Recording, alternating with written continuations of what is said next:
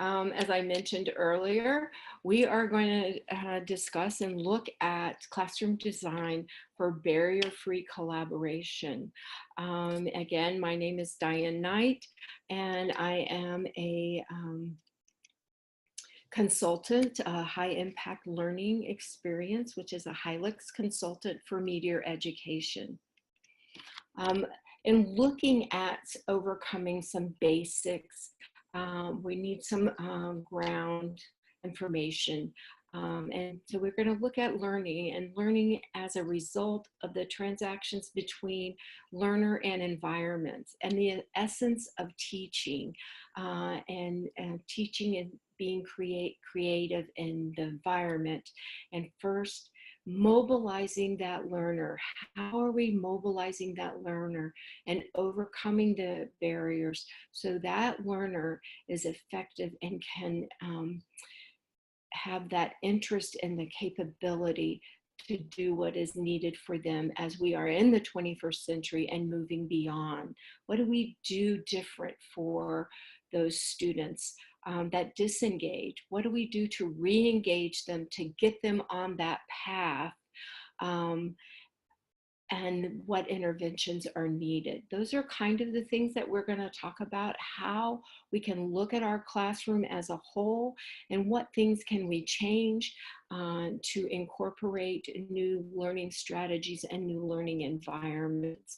We're going to talk about learning zones, learning intentions, and how that's aligned to room arrangements, proximity, and management and structures.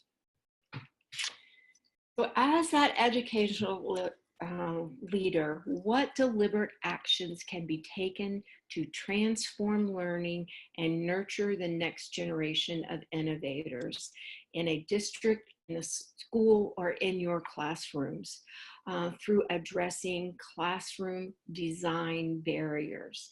That, in a nutshell, is what we're going to be discussing this evening, and hopefully sparking some fires that will get us all motivated to look at our learning environment. Look at this learning environment. This is an environment from the 1930s. I love this picture. As you can see, all the students are in rows. These desks happen to be two desks attached together. So it's just a long rectangle with two seats. However, I know when I was in school, this is exactly what my classroom looked like, except for we had individual desks. So what do we need to do? How do we need to change our environments for the future? This is just some examples of environments, classroom environments, and I want to right off the bat address, yes, this is new furniture, but believe me, you do not need new furniture in order to address the makeup of your room and how to set up your room.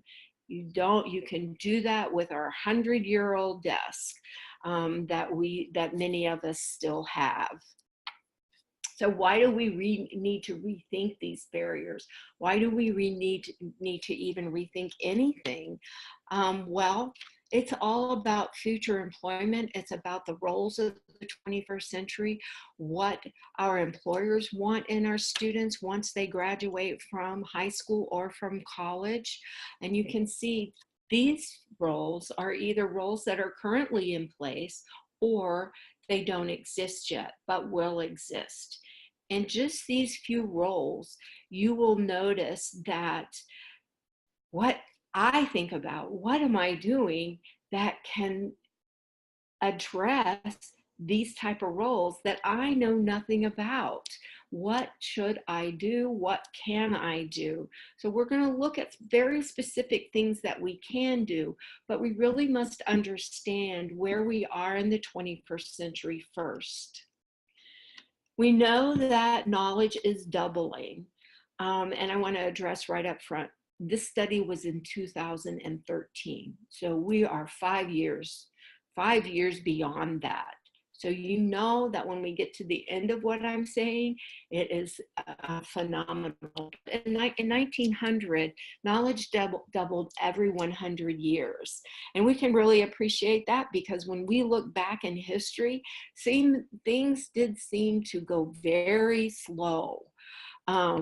However, after World War II, it doubled every 25 years. In 2013, every 18 months. And for IBM in 2013, the internet, it doubled every 12 hours. I would venture to say that internet businesses this day and time, I wouldn't be surprised if it doubles almost every hour because we are progressing so rapidly.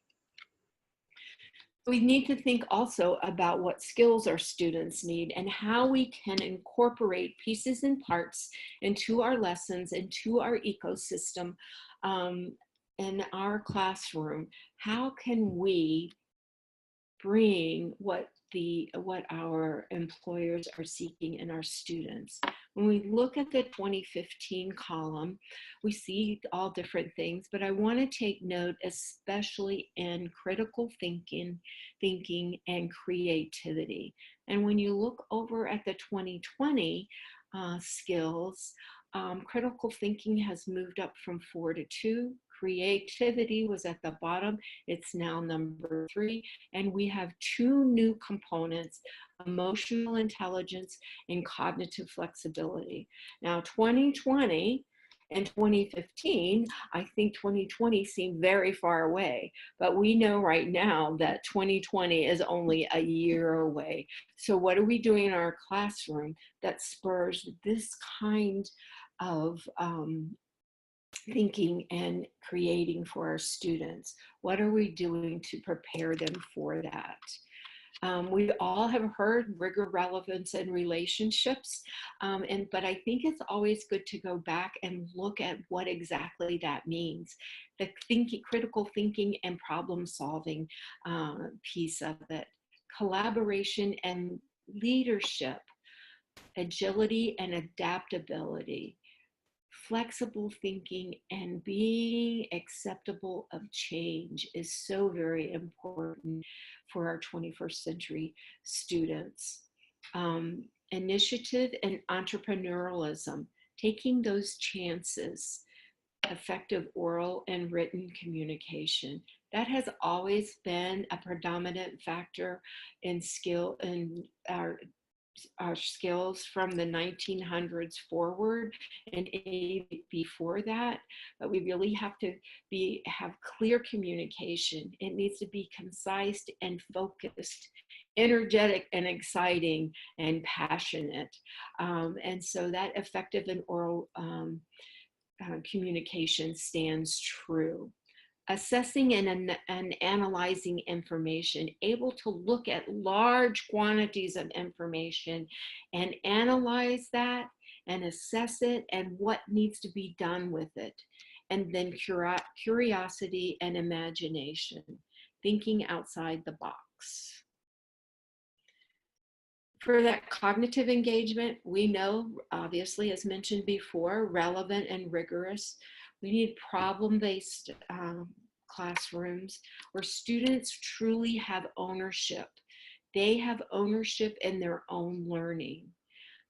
We need to optimize learning, and it needs to be non-superficial. So when we look at the total circle of our environment, we have social, cognitive, proximity, and emotional pieces that all need to be taken care of within that environment. So I ask you, what if Henry Ford had not been thinking outside of the box? He quoted, "If I had asked people what they wanted, they would have said faster horses." He was obviously way back when thinking outside of the box. People only thought of faster horses, not of cars that would transport them from one place to another and get them there faster. Next, we're going to look at the environments, the structures, and management and teaming. I want you to think about the learning environments and how it transforms student learning. Our learning environments must support diverse teaching and learning pedagogies, individualized and group learning, collaborative and cooperative learning opportunities that are designed to engage, and open-ended and experimental learning. We need the open-ended and experimental learning for that deeper learning. And then the environments need to feature flexible seating and workspaces, technology that's appropriate that facilitates new learning, and then collaborative activities, again, to encourage that experimental learning. We want students not to be afraid of stepping out of their comfort zone, and that what they're doing is okay, and that they will learn from that when it is intentional and designed to meet the needs. One of the strategies is classroom teaming. I want to remind you that this is an overview, so all the pieces and parts aren't there, but this gives you a gist of classroom teaming. Students in groups of 3 or 4, that is optimal, but we all understand there are times when we have to have larger groups than that. But the optimal learning takes place with 3 or 4. And then having those teams within your classroom create a team name, and then assign a job to each member of that team. Now, these team job names are names that I use when I am training teachers. However, you come up with the names that are the most appropriate to your teaching and what your students need. But you need that facilitator of conversations. You need a time manager, somebody that's going to keep time. Now, I think that for young ones, what a great math concept to have them learning about time. Workshop managers, those are someone within that group that understands that there may be a deficit in that group, or that they may need clear understanding. So it's a way for them to let the teacher know that they need additional information. And then that teacher calls all workshop managers over to make sure everyone is clear on what is supposed to be done within that classroom. And then the norm officer reminds teammates to adhere to the norms. And I would suggest that you only start with 3 or 4 norms. The other thing that I would also suggest is that you model these for students, no matter what their age level, that you create, maybe for younger students, you create the team norms for them and then have them go to their own team norms. For older students, coming up with team norms is fine, but you really have to work so that they get to the depth of what that really means. And no high school student wants to call out a peer of what they're doing wrong. So you may need to lend them some help in those areas.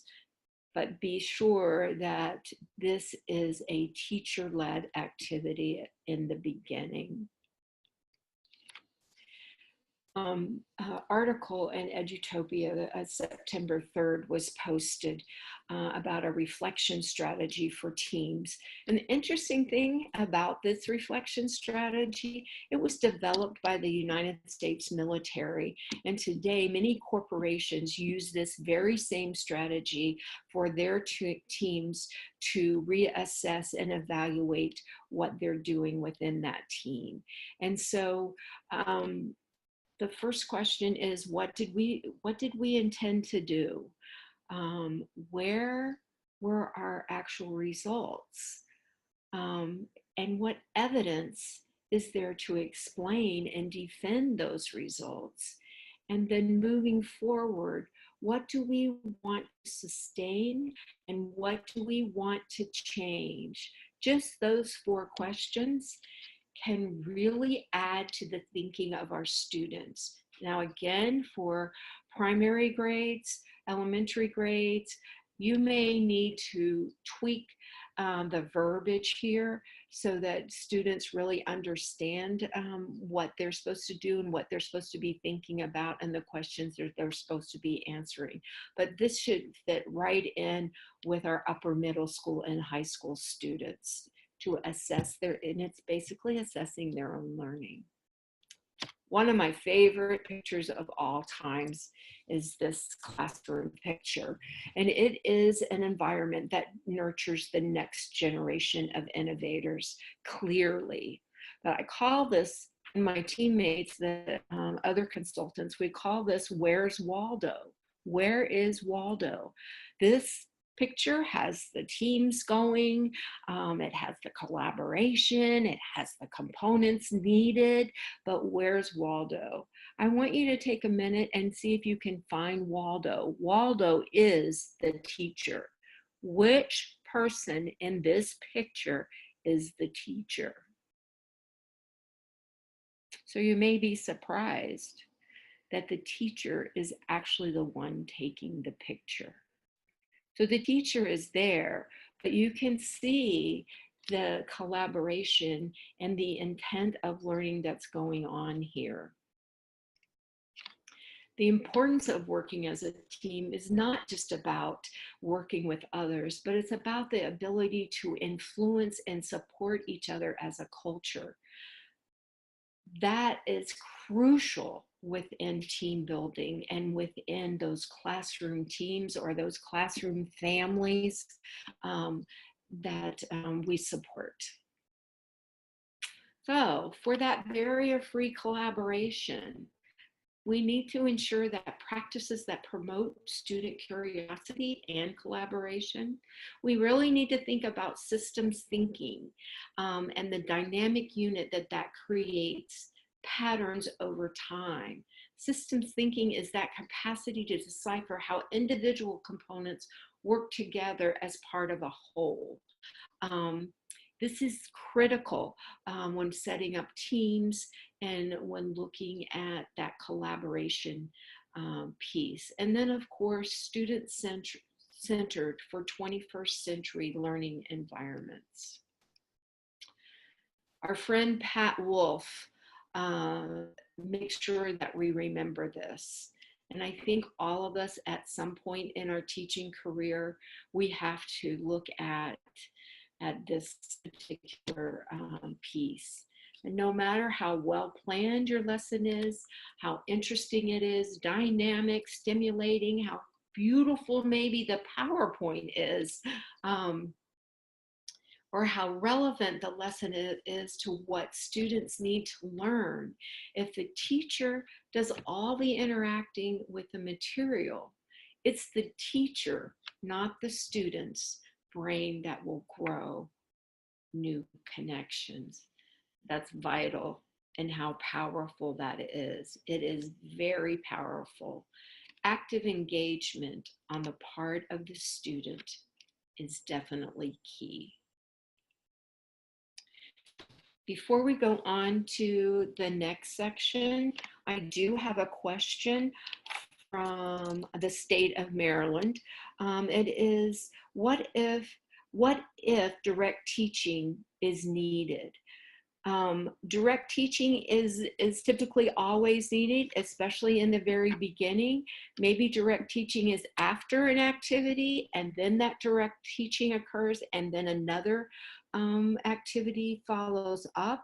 But direct teaching, I'm not asking you or telling you to get rid of that direct teaching, because there are pieces and parts of every lesson that need to have that direct teaching component involved. But when you can release them, release them. Release them at a point that you know that they will be successful. The other piece I find that's interesting, sometimes we don't release them quick enough. Sometimes, especially in the beginning of a lesson, we may start that lesson right off, not fully understanding where all of our students are. And so taking that in mind, you may be able to miss, not teach, not reteach an entire part of a lesson because the majority of students know it. So ensure that you are starting in the right place for what your students need, because if they already know it, you're going to lose them. And then how much are they going to pick up as you move forward? Learning zones and proximity and classroom designs is what we're going to look at next. How do you align your learning environment to match the learning intention? How do you align that environment to match the learning intention? It's always about the end in mind. What is your learning intention? And then how do you use that learning environment to enhance the teaching and learning that goes on in your classroom? Strategic thinking with a central presentation area, a peer-to-peer and teacher configuration that supports a family style classroom is very important. And the environment needs to move extended thinking through independent research and collaborative inquiry, which includes connecting devices in appropriate workspaces. This particular classroom, you can see the teacher's podium is in the center and there are multiple workspaces. That teacher in this science classroom can at any minute be able to see what's going on within that classroom. This statistic is huge, and I want you to think about the students that are in your classroom. I want you to think about the continuum of students and where they are on that continuum, from the student that is struggling to that student that is a high flyer.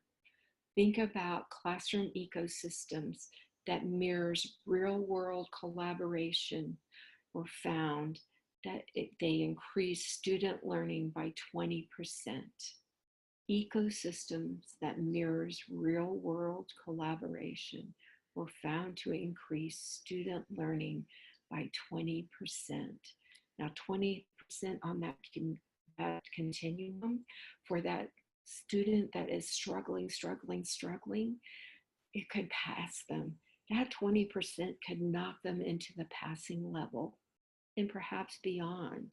That high flyer, it's going to boost them as well, and maybe enable them to reach out towards things they never thought of or colleges that they never anticipated. So for me, we really need to look at our classroom ecosystem and how we have our classroom set up. This is a classroom, and this kind of just talks about the proximity of teachers, the proximity of students, and how easy it is when you use proximity to monitor students, to reassure them when it's needed and redirect when needed, to listen in as to what's going on in those different learning teaming areas. And then to intervene when necessary. When it's necessary, when students are playing around, or even when they're at that point where they are just so off track. You have a team that is just the whole way down a road. You need to intervene and bring them back, and then coaching them, giving them probing questions when they're stuck to move them forward. Not necessarily giving them the answer, but those probing questions. Proximity connections are very, very important. This is just another picture of a classroom design, and you can see it has groups of 4, groups of 6, groups of 2 in different areas of the classroom. You can see in the upper corner there is a teacher desk, but you can also see there is a podium that is on wheels so that that student can move anywhere in that classroom with all the tools and materials that he or she may need. Zones and learning spaces. We're going to start with 5 different learning spaces. Not that you have to use all 5 of these, not that you have to, if you do use them, label them the same, but you need to label them. But the campfire is a place for a community of learners to sit together and listen to each other and learn from storytellers. And those storytellers can be our students. They have lots of stories to tell that are appropriate for certain topics and subjects. A watering hole is a place for students to learn from their peers in very small groups. A cave area, to me, the cave area is at my heart, and probably because I started out as an exceptional education teacher. But the cave area is an area where students can be alone and reflect on their own work. And be uninterrupted, get themselves centered and straight and back together so that they can regroup and then go back into the different areas or the different activities that are going on. When you think of the cave area, think of any students that you have that are exceptional ed or that maybe on that exceptional ed continuum and haven't been labeled. By no means am I saying label them at all, but think about that. Think about the autistic and the Asperger student, the ADD and the ADHD student. We have students every day in every classroom that may fit on that continuum. They may have some of the traits or characteristics of an Asperger student or ADHD, ADD student. These type of students that may have some of those traits or that have actually been labeled really need that area to regroup and recenter themselves from, and they need to be away from distractions. Their brains work a little bit different. So the cave area, as you can tell, was true to my heart. The swamp area is for when students get stuck on a task or a concept and needs to meet with a group and an expert. Now, sometimes that expert can be one of your own students, and that expert most typically is the teacher. When I was an administrator in a school system, I supervised a language arts teacher, and she had this concept down. She had the swamp concept down. She had in the middle of her classroom, she didn't have one of those moving podiums that moves all around, 2 tables that fit side by side, rectangular tables sitting side by side. And in the middle of that, she had her teaching things that she may need. She had the pieces and parts for her overhead projection.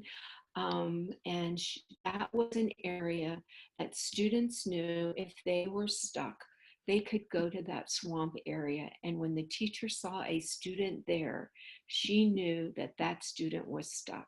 She incorporated that in her classroom, and she depended on that and redirected students to that area when they felt like they were in that swamp. The plains area is a place for everyone working independently and spread out throughout the classroom and wherever they need to be or where they feel most comfortable. Now, there may be some parameters that need to be given with this area, Perhaps if you are an elementary school, only 4 students on the carpet area. You get 8 students on there, they're kicking each other, they're distracting each other, it's too much. Or maybe you have an area, a thinking area in your classroom. You may want to put how many students can work at that area at one time.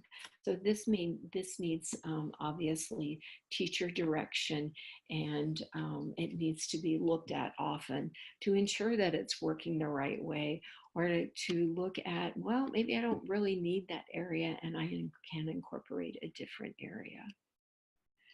This happens to be a classroom that had a lot of computers for students to work on, and the school became a one-on-one device for students. And so what they did with that area is that they use that area as a watering hole. And you can see in this picture, it's great, the great laminate tops where you can write on the tables, and that your vision or what you're thinking about can be shared with others. Some other ideas for zones: a juice bar, a microenvironment within the classroom that serves creative juice. It's an area for students to work on those creative tasks. Also, it could be a juice bar for juicing up devices. Ideally, we would hope that all of our students come prepared and they have their devices all juiced up. But I know even myself, if I fall asleep with my computer by my side, it's not going to be juiced up the next day. So we all have circumstances. And so juicing up their devices might be very appropriate within your classroom. But the creative juice area and having creative tasks at that area, it may be an area where makerspace is provided for students. That's very creative space. This particular teacher took an old cabinet that was being thrown away at their school, spiffed it up a little, and students know that that's where all the makerspace materials are kept. And so it's a great way, a great place for the students to keep their materials and supplies. And it is very creative what this teacher did to it. A virtual reality zone. You can get virtual reality glasses. Google has the cardboard ones that are very inexpensive. It's a great way to introduce new concepts to students. It's also great for those students that have never seen a mountain up close or never seen the beach. I would like to go on my Google glasses and look at a hummingbird, because the hummingbirds in Florida are so tiny and you very rarely see them. So I would really like to see how that hummingbird moves around. But looking at the pieces and parts of insects, great tool. An interactive writing space or surface allows students to be in constant contact with you as the teacher. That's just an idea for a space. You may need it or you may not need it, but it may be very applicable to some of the zones or learning spaces that you do have. An amphitheater or storytelling zones. Now, yes, this is a brand new high school media center, and so I know we all don't have that. However, I do know that in many of our schools that there are areas that are not utilized or underutilized that we can use as a storytelling zone or an amphitheater per se. I know visited last 2 weeks ago, I visited a school in Virginia, and they had a hill that came down, and it was kind of a steep hill. And so that particular school saw the need of looking at that space and how that space could be used for students and be student friendly. Well, basically, they made an amphitheater out of that space. They tiered it so that the students could sit, have appropriate seating, and it was an amphitheater that was an outdoor learning environment, but how powerful is that? So there's a lot of things that can be done in schools and underutilized areas. These are pictures of classrooms and how they're set up. Again, I know that we don't all have these desks, but you can see they're set up differently. These are primarily elementary schools. This is the science classroom again. You can see how that is set up for the different learning area spaces and team spaces. When designing areas, think about your students and the design spaces that they may need. At this point, we are at the 9 weeks or almost at the 9 weeks this school year, depending on the area of the country you come from. But I know myself,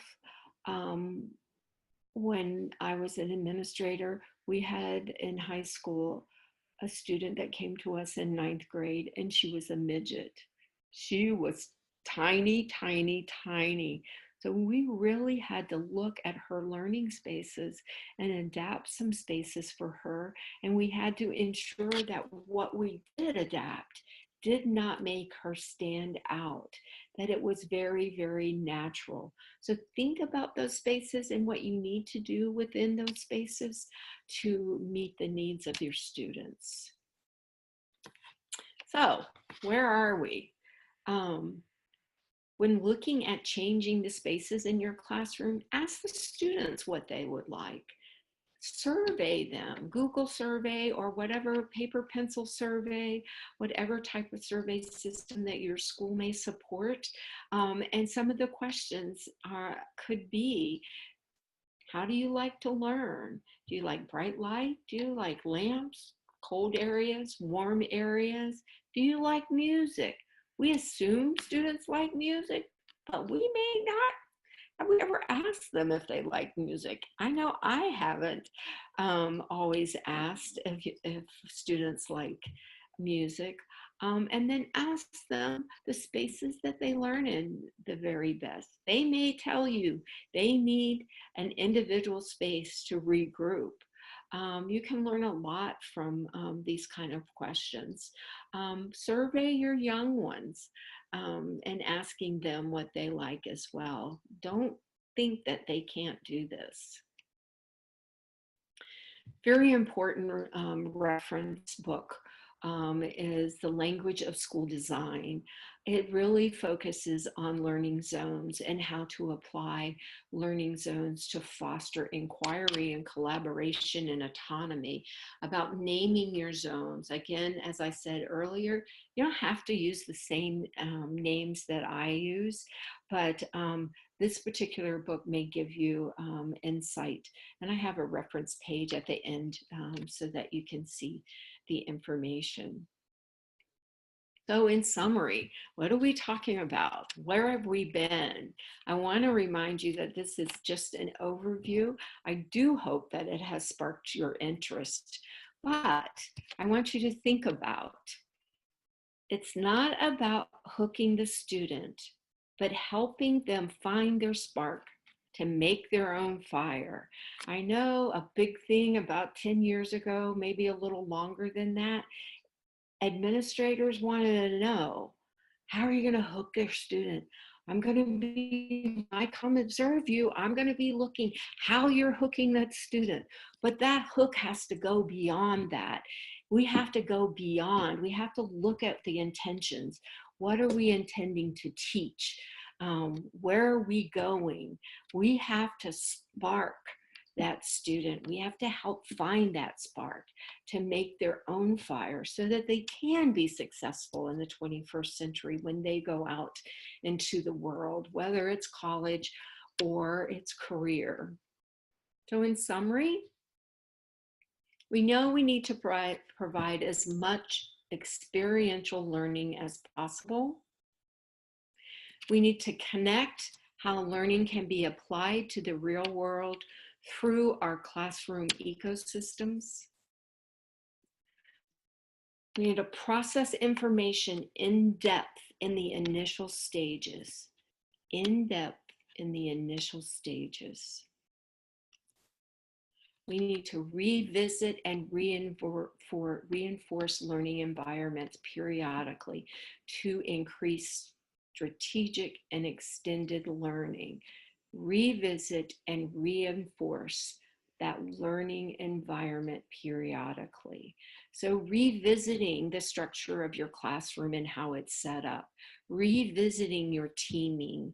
Do we need our students to move beyond the norms that they have chosen? Do we need to help them, or do we need to reinforce the learning environment so that we can boost them up and move them more quickly? And then emphasize learning concepts by matching the environment with learning intentions. It's all about keeping the end in mind.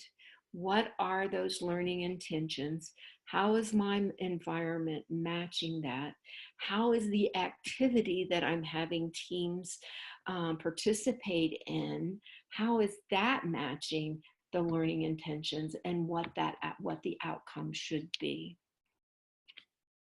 So some key components for tackling those barriers, it is teaming, and it's teaming that's designed to meet the needs of all of your students.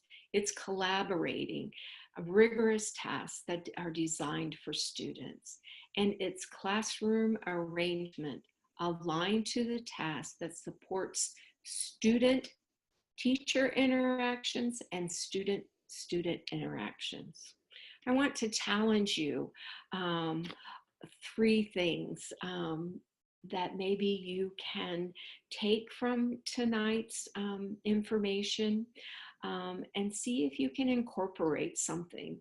I want you to assess your current environment and change the components that will improve barriers wherever possible.